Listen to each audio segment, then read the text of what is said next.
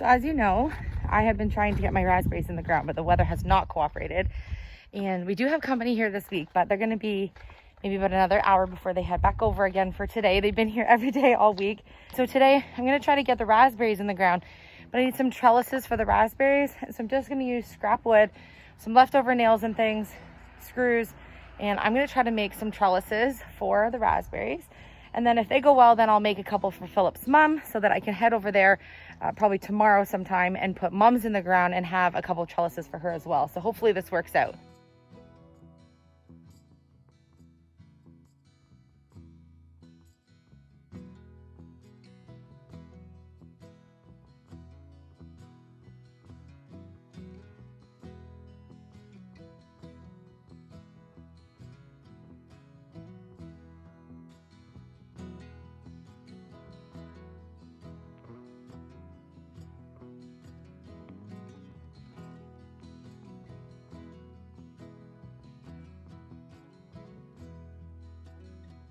All I did was looked online at raspberry trellises. I've had raspberries before on a fence line, but never on a trellis.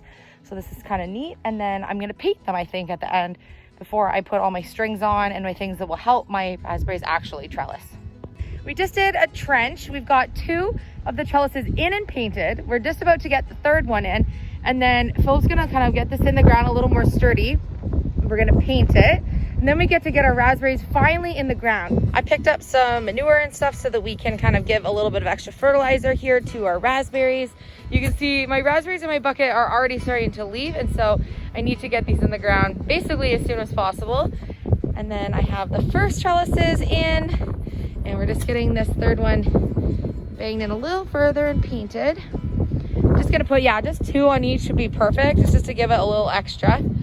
We've dug our trench. I'm so excited to get these in the ground. Oh yeah, me too. I love eating wild raspberries or homegrown raspberries. Oh, homegrown. So these ones are ever bearing, which is amazing. I was so lucky that I was able to get some because they're not as easy to find here in Nova Scotia as they were back in Ontario.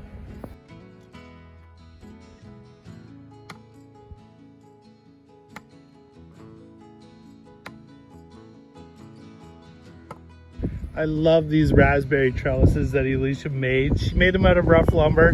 Just scrap that we had laying around, and I think they just turned out absolutely gorgeous. I envisioned the raspberries growing over top and us having so many raspberries we don't know what to do with it. That's the plan, Chase absolutely loves raspberries, and so we're planting these basically for Chase. When he was younger, he would sneak out in the backyard in Ontario, and we had only 2 small little raspberry plants that actually produced quite a few raspberries because they were pretty young plants, and he'd sneak out and go pick all the raspberries off the bush and then sneak back in. You could always tell when he went to go get raspberries. Dayton had a mulberry tree out the front of the house that there was 2 planted when we first moved in, and they would get so many leaves they would umbrella on the front lawn, and he would sneak out in his bare feet and go under this mulberry bush, and he would go see, obviously to eat and sneak to get the mulberries, and you would always know because you'd go to give him a bath that night and the bottom of his feet would be purple. He would hide. He would hide in the mulberry bush, eating the mulberries. And then you wouldn't maybe know until he'd come in with a great big mouth covered in color, and his bottom of his feet would be just like burgundy purple, and I'd be like, he couldn't get it off. It would stain his feet. He loved them. He loved them, and he was the only one who really liked them. Him and the birds. The last of my white paint. Might have just enough to finish. I feel like for just an extra half hour of doing this to make them white will make them look that much better. Oh yeah. They'll blend in with the fence.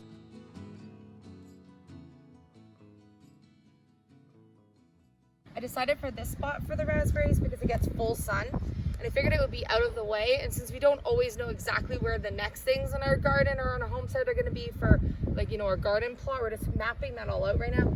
Just figured this is the best spot that wasn't going to be interfering with anything else. I think it's kind of far enough away from the apple pear trees. No one really goes over right beside the fence, and they get prickly raspberries, so I think this will be perfect.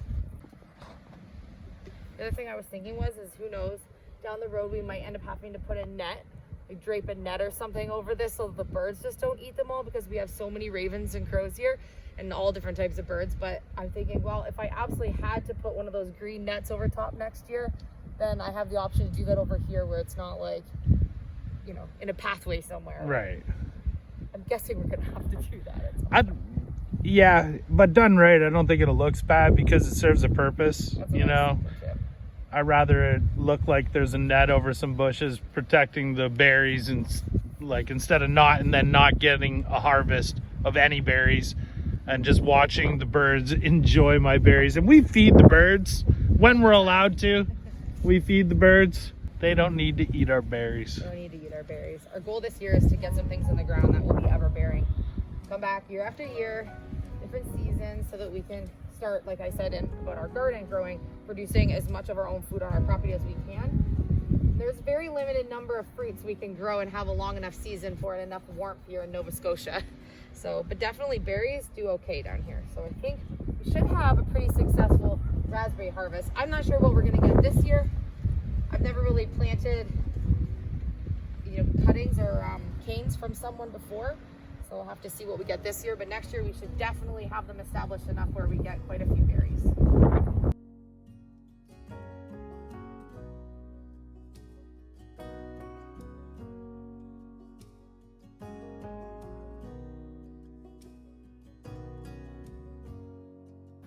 We've been soaking the roots for quite a while now, so that should be good for them.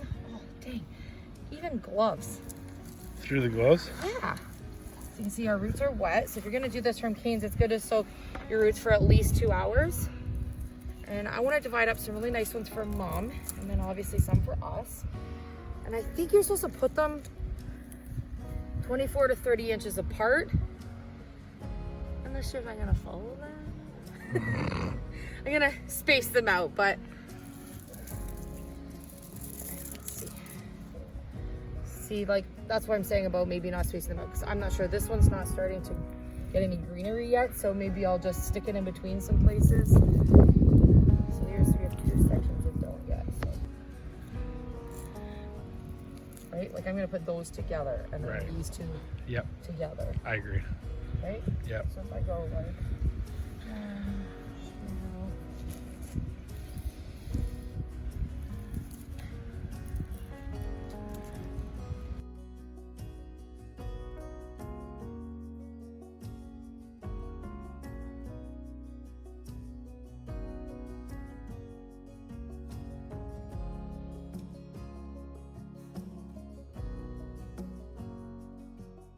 I would just use the good dirt to top it. I'm just gonna let it bake it so it stands. Oh, okay, yeah, that makes sense. For a minute. Yeah. Yeah, I'm gonna put the nice topsoil on. I'm so excited to finally be getting some produce on. Me too.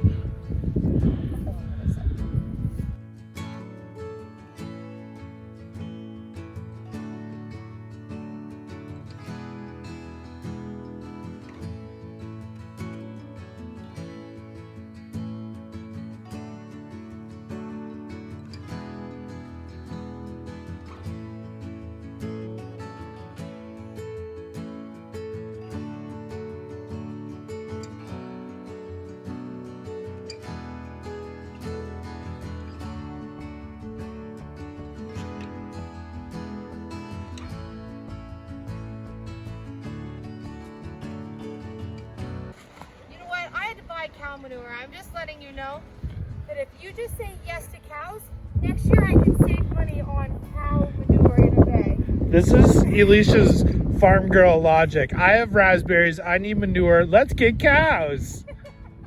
The boys and I have been trying to come up with every single excuse why we can justify that we need cows. I just discovered another reason. The boys will be so proud of me.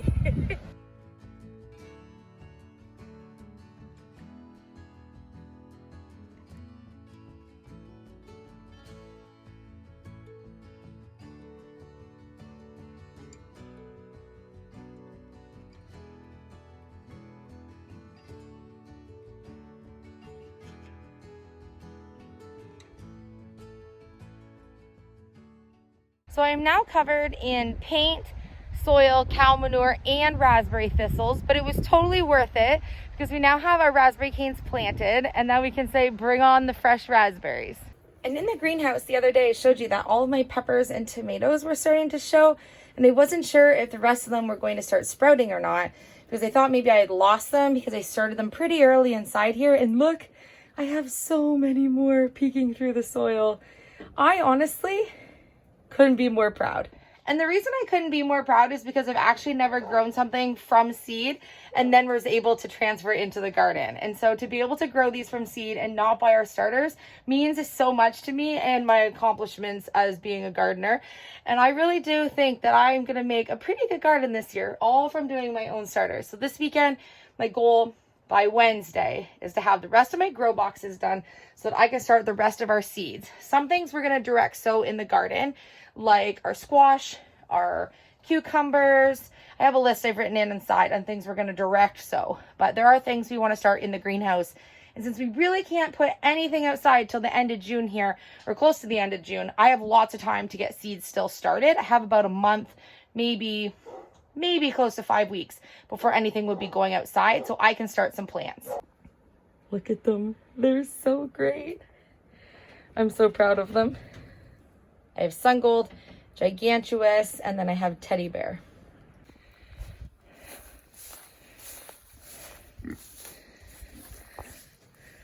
Frida's loving her new pool. You're so wet. You cooling down, honey? They're having a great day out. It's so beautiful out. Oh yeah. Let's go. All I heard was that's all I heard. Yo, let's go. We need this. Super handy stump grinder. This is amazing. I can't wait to have the whole arsenal of super handy gear for the homestead. We've had way too much fun with the wood chipper, and we have only just got ourselves going. We just got started with the wood chipping. You'll start seeing more and more wood chips around the acreage before you know it. But before we can do our plot where our garden's going to be, we have all the stumps for these trees we're taking down. So before we can get to tilling the land, we have to flatten the land by getting rid of all the stumps that we keep tripping on. Those stumps weren't even made by me. They were made by that beaver. That beaver keeps coming at night, chopping down the trees that I want to chop down, chipping my wood. I've had enough of this beaver. That's it. No more trees, no more stumps. They're mine to chip. He's gonna do the stump grinder and get rid of all the stumps. All of the stuff we've got from Super Handy has been really easy to put together. The manuals have been super clear. We love that they're the orange and black because that's just sort of like brand colors we like. And so that works out great. And to have the whole collection of Super Handy would be so useful for us here on our homestead with all the projects we have. And this isn't the first area that we're going to be clearing. So this is going to really come in handy for all the things we have to do on our homestead. So look at all these stumps. Big stumps, little stumps. We're going to have stumps of all sizes. We got to clear this whole area. We're going to be clearing a whole bunch more back there, opening this all up. So in maybe about 2 more weeks, hopefully we can till this land to start our in-ground garden. Oh, this thing is sweet. I've never seen one of these being used other than in videos, and I've never tried one, obviously, if I've never seen one. So I'm really excited to give this a go. There's a manual to be able to operate the machine, and there's another manual to put together the parts that you need to do. And there's very minimal installation because pretty much everything is already put together for you. Because when you have a beaver problem, you really want to get after it right away, and sometimes you don't want to fuss and go and find your tools. You want to be able to, right from the box, pull it out, just a couple of things to put together, and then you're out of here, beaver, you're done. Catch that beaver off guard, eh, babe? Yeah. We've been using the wood chipper. We've been burning a lot of the brush, chipping all of the sticks, limbs, and some of the thinner stumps that are kind of like on everything. And then we're going to be using the stump grinder so that we can get all these stumps done around the property here that we're using for where our garden area is. So this is pretty exciting to be getting to the next stages before we do our big garden where we're growing all of our own food. Oh, you might think I'm joking, but I'm not. This beaver is literally chewing down my trees. Look at... Like the beaver thing was maybe slightly a joke at the beginning, but it's actually not really a joke because he's actually coming on our land. What if I wanted this tree? It's the May long weekend here, and we're so excited because something awesome is going to happen this weekend, or at least according to last year, something exciting is going to happen. We get so much wildlife here on our homestead, and one of the things that we get that we absolutely love watching is hummingbirds. And last year, we marked on our calendar that the May long weekend, our very first hummingbird of the season came to our homestead, right outside this kitchen window. Philip and I hung a couple of feeders, and before I knew it, I went from 1 feeder to 5 feeders, and then we even bought some cute rings to wear to become one with the hummingbird, so we'll see what those do this year. And we also bought some hummingbird houses that we're gonna put up, because this year, we're not gonna miss the hummingbirds. We're gonna see all the kinds. Hopefully we get even more. Each year, we've gotten more than the year before, adding more things for them, and we're excited about it. So we're going to make our own mix today. We did a lot of research about hummingbirds, and buying the commercial feed is really not the healthiest for them. So we're gonna make our homemade feed. It's a 4-to-1 ratio of just regular sugar used for baking and water. So we're gonna put them in our feeders. We're gonna start with our 5 and see how carried away we get this year. We might get more, who knows? And so the boys are gonna make the mix for us today, if I remember from last year. Yeah. Oh, you have your finger, yeah.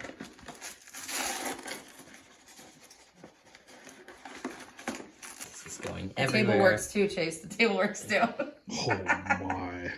I gave Dad my funnel yesterday, and now I don't think we should use it for hummingbird feed anymore. All right, and then we're gonna do 4 waters. You wanna go put 4 waters in?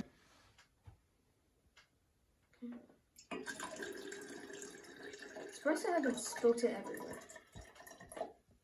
Just missing the Kool-Aid packet. Oh, what was it, the alien on Men in Black? Sugar water. Sugar water. I got smart and found what it's about this year.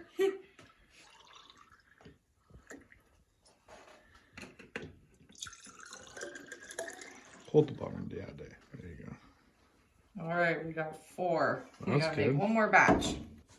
I always like to have another batch ready because they honestly drink it so fast.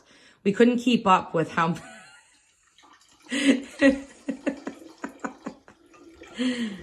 Don't spill.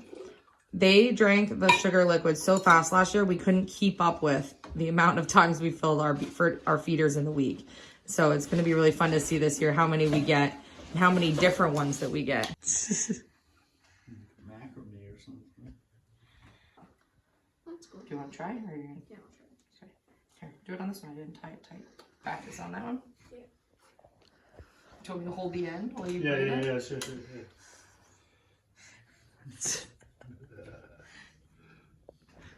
Dad's up in the hummingbird hanging game. Aw, So cute. I love the hummingbirds. Okay, so Philip's fancy braid one is gonna go out here, out the kitchen. We saw so many out here last year. And then Day and I are gonna hang these 2 on the hooks we already did last year behind the kitchen window. Right? Yeah. Are both of ours going up there? Or? On that one, Dick.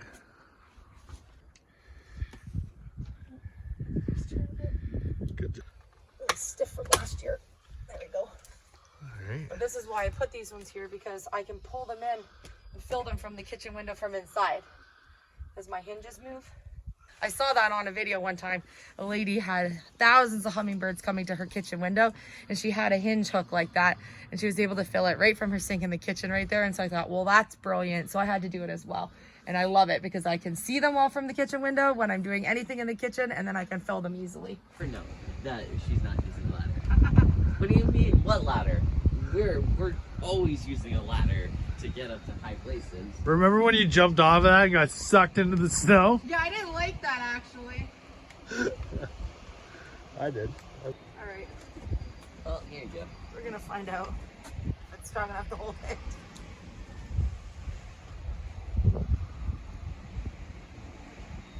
Oh yeah. Didn't even budge. I mean, if it falls, it's gonna land on the grass, so.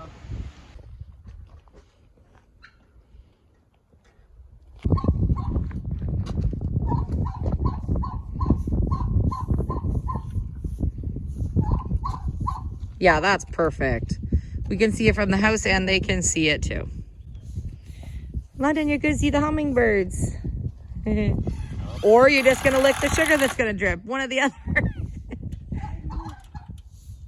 I don't think they can reach it, which is kind of nice because it's like, it's at a nice height. I think they probably could reach it. They're probably gonna lick Well, the if they sugar wanted off of to, it. Yeah, but like, I mean, if they're not gonna actually bonk it, like if it was on this lower pole, they would. Yeah, like I don't think they'll even mess with it really. No. Aye. They barely look above their heads. They don't. They never really do. No.